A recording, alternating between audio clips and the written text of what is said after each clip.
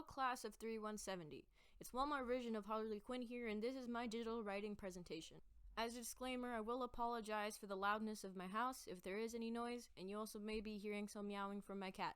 The topic of today's discussion will be a deep dive into the Smash community. I mentioned in my pitch I was going to be doing surveys on actual players and to voice their opinions and to also be infiltrating the Smash tournament community. I did none of those, mainly because the funding of this project was cut short and I also couldn't be bothered to buy appliances so I could actually stream and join the tournaments. They're very expensive, and so this is the best I could do. Also, trying to find people on Twitter or any other social platforms is actually very hard if you don't have an actual audience. So there's that. However, I have done my best to compile and to bring forth this presentation to all of you. Now, I will be reading off a script, so if you see my eyes go from the camera down here, it is because I am reading. Super Smash Bros. Has been around for nearly 20 years, and while there have been many exciting events to come out of it, it has also cultivated one of the most toxic fandoms to date. Now, how did it all start? Why did it happen? With a franchise this long running, there are too many things to delve into, but we will break this apart into sections.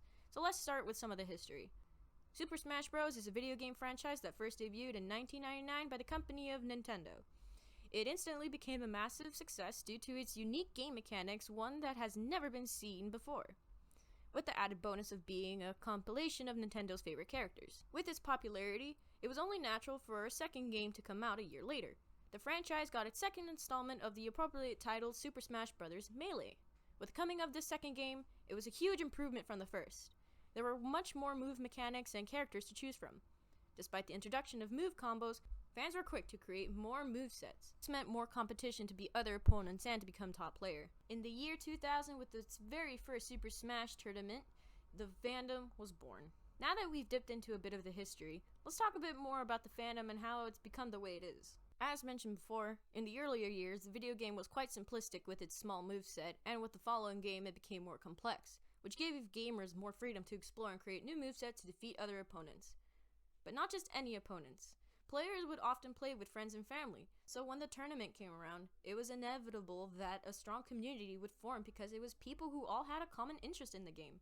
It brought together many people who bonded over the same thing, and even more when online playing was accessible in the later games of Super Smash Brawl. This is not all that shocking, believe it or not. According to the Young People's Digital Interactions article, they referred to Hamilton that many young people have turned to social media and video games, which allow them to reconnect with peers and explore their identities while being physically distant. Disclaimer, while this quote is in reference to how individuals have coped with COVID, it is still relevant to the subject that the community of Smash did start as a way for other people to engage, bond, and better their skills with a friendly competition with one another. So where did it go wrong? How did it all go sour?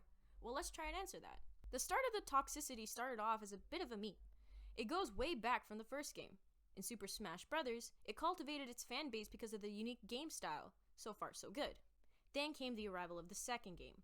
Despite both games having the same premise, they both had a uniqueness which caused a strange phenomenon. On one side, we had people claiming that the first game was better than the second game, and on the other side, people were saying vice versa. This thinking of one game was better than the other not only caused a division in the community, but it didn't even stop there. There were purists from every side of the community. From people saying that if you played a certain character you were a trash gamer, to even saying that if you used a specific moveset you weren't good at the game. There were waves of hate coming one after the other, and no one really stepped up to do anything about it. This occurrence didn't just anger the community of people who didn't think this way, but as mentioned previously, it became a meme of its own, where being a toxic player was just accepted and was brushed off. According to the Youth's article, many of the online communities are also characterized by the commitment to the very interpersonal storytelling process we highlight as critical to the development to more coherent narrative identity. So this form of trolling or toxicity was in a way part of the community's culture.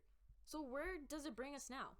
Well, as if trolls and toxic players weren't enough within the community itself, they seem to have also turned on the creator of the game, Masahiro Sakurai. We started off with a couple of bad eggs, and then it seemed to turn into a spoiled dozen. So what happened? On January 28, 2020, game developer Masahiro Sakurai announced its fourth DLC installment to the latest Super Smash Bros. Ultimate game. The fourth character being added to the ever-growing roster was a character from another very popular Nintendo franchise, Fire Emblem. Fans went ballistic on all social media platforms, saying how this was the most awful decision to have ever been created, how it was completely biased, and even going as far as to sending death threats to Masahiro Sakurai himself. The ungratefulness has gone too far, and it left a sour note on the Smash community for how it was presenting itself. Where did it all stem from? Well, one possible answer could be from how the toxic community has gamified its views and morals. In the Woodcocks article, Gamification, he mentions how people seek to optimize their lives, find easier ways to achieve their own goals. In a way, just as a toxic player finds enjoyment in upsetting others in games when with bad sportsmanship, this mindset even carries out to real lives, and this is clearly seen in their actions. Just like how they bully people in game, they go ahead and bully the game developer and anybody who disagrees with their opinions. It also matches up with Youth's article, where studies that show contact collapse highlight the extent to which youth themselves do not distinguish on and offline context, including relationship dynamics and status markers. Once again, we see this merge with reality and in-game actions. If a toxic player has this attitude in-game, they always seem to carry out this same attitude in real life as well. Let's look at some comparisons.